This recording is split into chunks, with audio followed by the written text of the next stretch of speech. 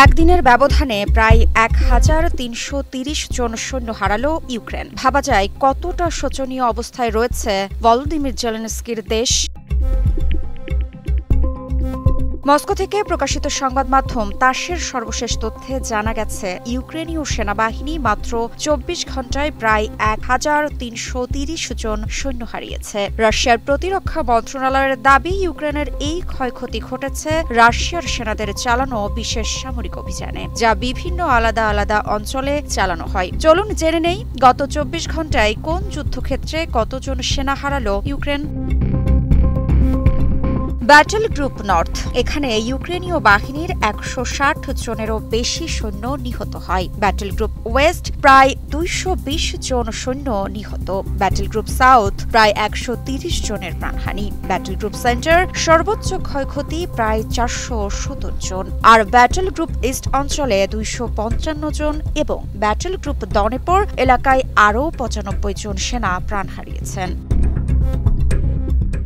এটা শুধুই সংখ্যা নয়, এটা একদিনের রক্তক্ষয়ী বাস্তবতা। রাশিয়ার এই দাবি যদিও স্বতন্ত্রভাবে যাচাই করা যায়নি, তবুও এমন পরিসংখ্যান পশ্চিমা সামরিক বিশ্লেষকদের মধ্যে নতুন উদ্বেগ সৃষ্টি করছে। বিশেষজ্ঞদের মতে, রাশিয়া এখন ধীরে ধীরে নিয়ন্ত্রিত অগ্রযাত্রা কৌশলে ফিরে এসেছে। ফ্রন্টলাইন বদলে যাচ্ছে, কিন্তু যুদ্ধের ভাষা এখনও একই: ধ্বংস, হতাহত আর অনিশ্চিত ভবিষ্যৎ। সামরিক বিশেষজ্ঞরা বলছেন, এই যুদ্ধ এখন সংখ্যার নয়, মনস্তত্ত্বের। যে পক্ষ মনোবল ধরে রাখবে শেষ পর্যন্ত তারাই ফায়দা তুলবে। এদিকে কিয়েভ দাবি করছে, রাশিয়ার অতিরঞ্জিত তথ্য প্রচার করছে। যুদ্ধক্ষেত্রে প্রকৃত পরিস্থিতি আরও জটিল। তবুও প্রতিদিনের হতাহতের সংখ্যা এই যুদ্ধকে এক অনন্ত রক্তপাতের অধ্যায়ে পরিণত করেছে।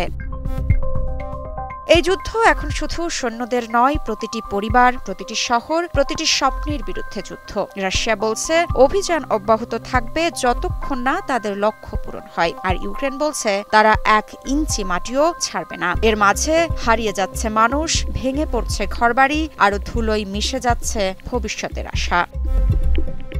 এই সংঘাতের শেষ কোথায় কেউ জানে না, তবে প্রতিদিনের এই পরিসংখ্যানই যেন একটাই কথা বলছে, যুদ্ধের ময়দানে কোনো পক্ষই সত্যিকার বিজয়ী নয়।